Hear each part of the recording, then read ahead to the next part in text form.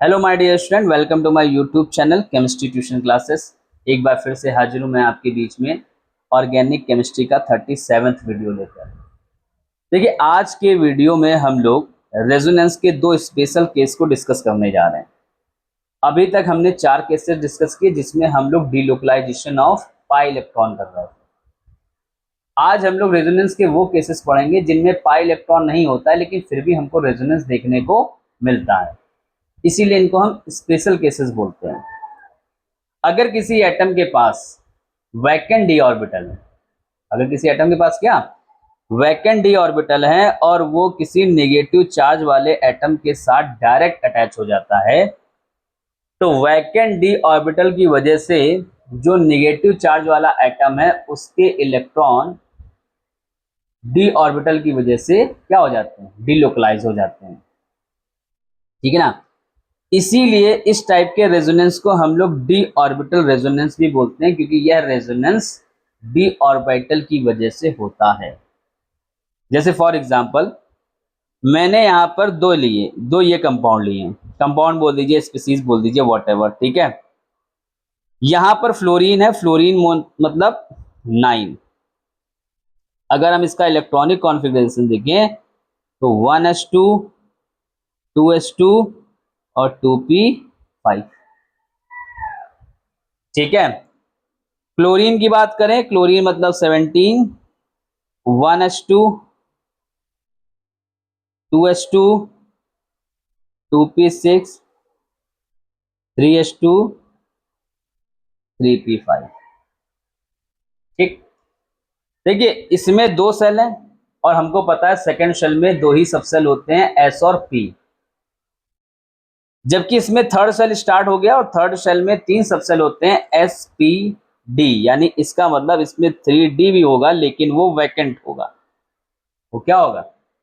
तो इसका मतलब ये 8 से ज्यादा इलेक्ट्रॉन भी अपने पास रख सकता है, यानी ये ऑक्टेट रूल का एक्सेप्शन हो सकता है। आप लोगों ने खूब पढ़ा होगा, कौन सा HClO4 आपने पढ़ा होगा, पढ़ा था कि नहीं पढ़ा था? एक कंपाउंड आप लोगों ने पढ़ा होगा केमिकल बॉन्डिंग में, HClO4, जिसमें Cl क्या करता है, ऑक्टेट रूल को वायलेट करता है, यानी वो 8 से ज्यादा इलेक्ट्रॉन अपने आउटर मोस्ट सेल में रखता है। उसका रीजन यही होता है क्योंकि इसके पास वैकेंट डी ऑर्बिटल है, इसके पास वैकेंट डी ऑर्बिटल नहीं है। तो ये जो नेगेटिव चार्ज है वो यहां पर शिफ्ट नहीं हो पाएगा, जबकि यहां पर इसके पास वैकेंट डी ऑर्बिटल है और ये नेगेटिव चार्ज वाले इलेक्ट्रॉन यहां पर क्या हो जाएंगे, शिफ्ट हो जाएंगे। तो मैं यहां पर रेजोनेटिंग स्ट्रक्चर बना देता हूं, CH2 डबल बॉन्ड Cl, और ये इलेक्ट्रॉन यहां पर आए तो इस पर क्या हो गया, माइनस चार्ज हो गया। माइनस लगाइए ना लगाइए, इससे कोई फर्क नहीं पड़ता, ठीक है, क्योंकि आपने पाई बॉन्ड निकाल दिया है। चार्ज बैलेंस करने के लिए हम लोग यहाँ पर माइनस लगा सकते हैं, क्योंकि रेजोनेटिंग स्ट्रक्चर जितने बनाते हैं उनमें चार्ज क्या होना चाहिए, सेम होना चाहिए। ठीक। ऐसे ही यहां पर मैंने 2 लिए हैं, CH2O, CH2 minus OH, CH2 minus SH। अगर ऑक्सीजन को हम देखें, ऑक्सीजन मतलब 8, वही बात यहां पर भी आ गई, 1s2 2s2 2p4, यानी इसमें वैकेंट डी ऑर्बिटल्स नहीं है, वैकेंट डी सबसेल नहीं है। जबकि सल्फर 16, इसके पास 1s2 2s2 2p6 3s2 3p4, यानी वैकेंट डी ऑर्बिटल इसके पास आ गए। तो इसका मतलब ये इलेक्ट्रॉन यहां पर उतर आएंगे और ये रेजोनेंस में चले जाएंगे, तो बन जाएगा CH2 डबल बॉन्ड SH। जबकि यहां पर ये इलेक्ट्रॉन नहीं उतर पाएंगे, तो ये रेजोनेंस में नहीं जाएगा। इसको बोलते हैं डी ऑर्बिटल रेजोनेंस। ठीक है, काफी बुक में आपको इसी हेडिंग से दिया गया है, अगर आप कॉम्पिटेटिव बुक पढ़ेंगे तो आपको ये सब देखने को वहां पर मिलेगा। नेक्स्ट, अच्छा ये बताइए, क्या यहां पर ये होगा रेजोनेंस इसका? तो यहां पर रेजोनेंस नहीं होगा। क्यों नहीं होगा? क्योंकि रेजोनेंस जब हम स्ट्रक्चर बनाना सीख रहे थे तो मैंने वहां पर एक कंडीशन बताई कि जितने एटम्स रेजोनेंस में पार्टिसिपेंट करते हैं वो सेम प्लेन में होने चाहिए। और वो प्लेन sp2 और sp होता है। sp3 सेम प्लेन का नहीं होता है, तो यहाँ पर ये sp3 कार्बन आ गया। क्या आ गया? दोनों में अगर आप देखेंगे तो यहाँ पर ये sp3 कार्बन है, यहाँ पर sp3 कार्बन है। इसका मतलब ये सेम प्लेन पे नहीं है, तो ये इलेक्ट्रॉन यहाँ पर शिफ्ट नहीं हो पाएंगे और यहाँ हमको रेजोनेंस देखने को नहीं मिलेगा। इसीलिए मैंने यहाँ पर लिख दिया when negative charge direct attached with atom having vacant D orbital. तो ये negative charge direct attach with atom which have vacant D orbital. तो यहां रेजोनेंस हमें देखने को मिलेगा। यहां पर रेजोनेंस sp3 कार्बन की वजह से नहीं देखने को मिलेगा, और यहां पर रेजोनेंस वो एटम है जिनके पास वैकेंट डी ऑर्बिटल नहीं है, इसलिए हमको रेजोनेंस देखने को नहीं मिलेगा। ऐसे ही यहां पर देखिए, ये वाला केस बहुत इंपॉर्टेंट है। फिनॉक्साइड में अगर हमने क्लोरीन लगा दिया तो ये तो हम लोग देख चुके हैं, पाई सिग्मा नेगेटिव चार्ज, तो यहां पर ये रेजोनेंस हो गया। क्या हो गया? तो ये रेजोनेंस में चला गया। ये डबल बॉन्ड ये इधर चला जाएगा, माइनस पहला रेजोनेटिंग स्टेट। सिमिलरली ये यहां पर जाएगा, ये यहां चला जाएगा, तो क्या हो जाएगा? Double bond O, double bond negative charge यहां आ जाएगा। अब यहां से दो कंडीशन होंगी। क्या? अगर हम डबल बॉन्ड यहां शिफ्ट कर रहे हैं तो ये यहां चला जाएगा, तो आपका आगे वही रेजोनेटिंग स्ट्रक्चर ये बन जाएंगे। ठीक, ओके, कोई दिक्कत नहीं। अगर ये देखो, ये क्या हो गया? Negative ion direct attach with atom having D orbital, तो इसका मतलब ये इधर भी जा सकता है। तो यहां जब जाएगा तो एक रेजोनेटिंग स्ट्रक्चर और बन जाएगा। क्या? यही क्वेश्चन पूछा गया था, इसीलिए डी ऑर्बिटल रेजोनेंस हम आपको पढ़ा रहे हैं। तो ये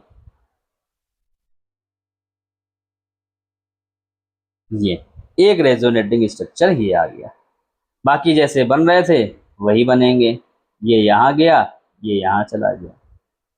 बाकी रेजोनेटिंग स्ट्रक्चर, यानी एक यहाँ पे 5 रेजोनेटिंग स्ट्रक्चर ना होकर, जो फिनॉक्साइड आयन देखा था वहां पे 5 रेजोनेटिंग स्ट्रक्चर थे, लेकिन यहाँ पर 5 ना बनकर यहाँ पर कितने बनेंगे? यहाँ पे 6 रेजोनेटिंग स्ट्रक्चर बनेंगे।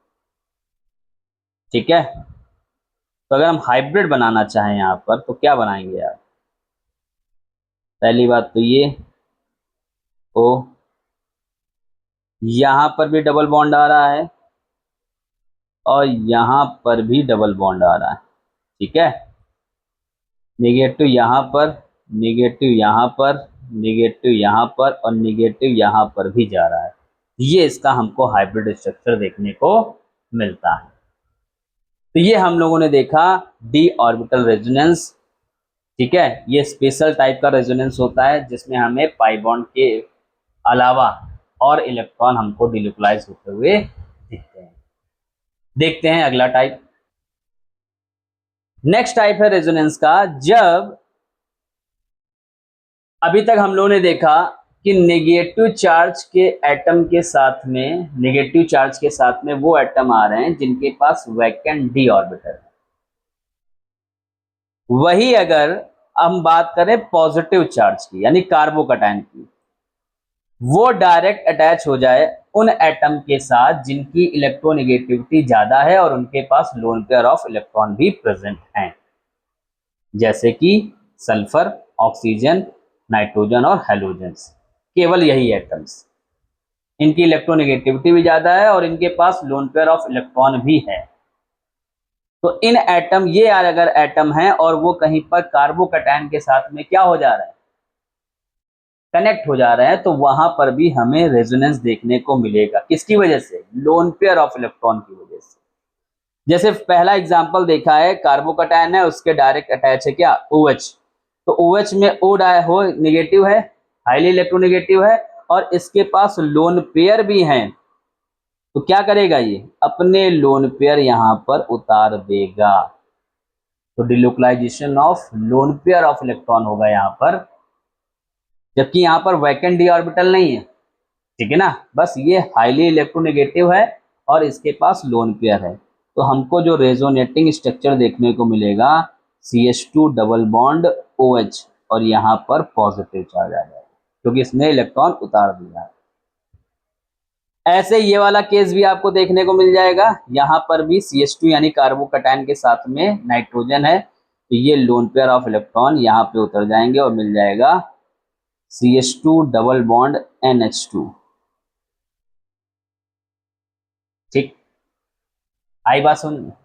सिमिलरली ये आपको देखने को मिलेगा, क्या हो जाएगा, CH2 double bond O CH3 plus. ये पार्टिसिपेट नहीं करेगा, इधर नहीं होगा, इधर हो सकता है लेकिन इधर नहीं होगा क्योंकि ये sp3 कार्बन है। क्या ये, तो इधर नहीं होगा, इधर की जगह इधर होगा क्योंकि यहाँ पर sp2 कार्बन है। क्या है, ऐसे यहां पर देख लीजिए, ये भी आप शिफ्ट कर सकते हो, तो CH2 double bond Cl plus, ये आपको रेजोनेंस देखने को मिल सकती है। ये वाला केस जल्दी से हम लोग डिस्कस करते हैं।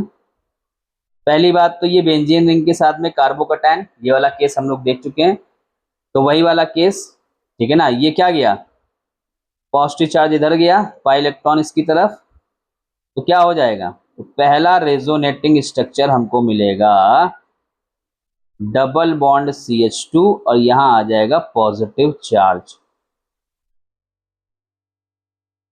ठीक है।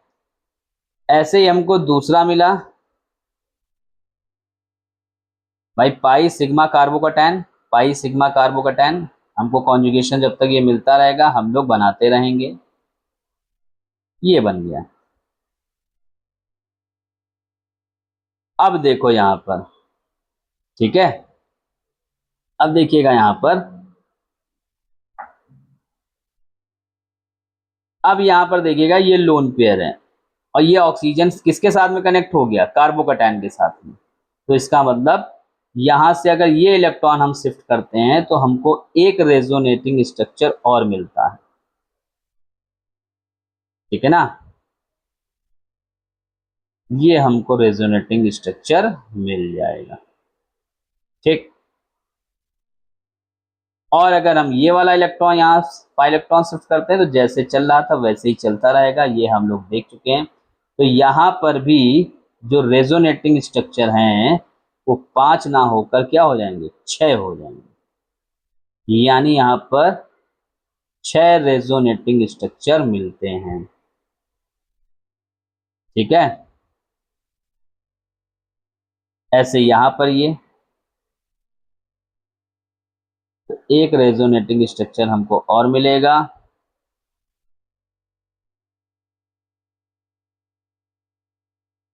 ठीक। ये तो नहीं, यहाँ पर कितने मिले, यहाँ पर हमको 6 रेजोनेटिंग स्ट्रक्चर मिले। हाइब्रिड आप बना लीजिएगा, इसका मैं बना देता हूँ, सब बाकी सबके आप हाइब्रिड बनाएंगे अपनी तरफ से। तो अगर मैं इसका हाइब्रिड स्ट्रक्चर आपको बना के दिखाऊं तो पाई बॉन्ड पूरे रिंग में नाच रहा है, ये हमने सर्किल कर दिया। फिर इसके बाद CH2 पॉजिटिव चार्ज यहाँ पर, यहाँ पर, यहाँ पर भी है, यहाँ पर भी है और यहाँ पर भी है। पाई बॉन्ड यहाँ भी बन रहा है और यहाँ भी बन रहा है, तो ये इसका हाइब्रिड स्ट्रक्चर हो जाएगा। तो हम लोगों ने यहाँ पर दोनों स्पेशल केस को डिस्कस कर लिया है, रेजोनेंस के क्वेश्चन बन जाते हैं। ये दोनों क्वेश्चन बहुत पूछे गए हैं, इसीलिए मैंने आपको यहाँ पर डिस्कस करके ये बताया। यहाँ से आपके रेजोनेंस के जितने केसेस थे वो सारे हमने डिस्कस कर लिए हैं। अब हम लोग क्या करेंगे नेक्स्ट टर्न पे, या तो relative stability of resonating structure को हम लोग डिस्कस करेंगे, या फिर हम लोग मेसोमेरिक इफेक्ट और रेजोनेंस के बीच में क्या डिफरेंस होता है और कैसे ये सेम होते हैं उनको डिस्कस करेंगे। ये 2 टॉपिक अभी इसमें और रह गए हैं, तो 2 टर्न और लगेंगे इसको खत्म करने में और रेजोनेंस हमारा पूरी तरह से क्या हो जाएगा, खत्म हो जाएगा, और ये आपको आगे बहुत काम आने वाला है, ठीक है। तो मिलते हैं फिर अगले वीडियो में, तब तक के लिए नमस्कार।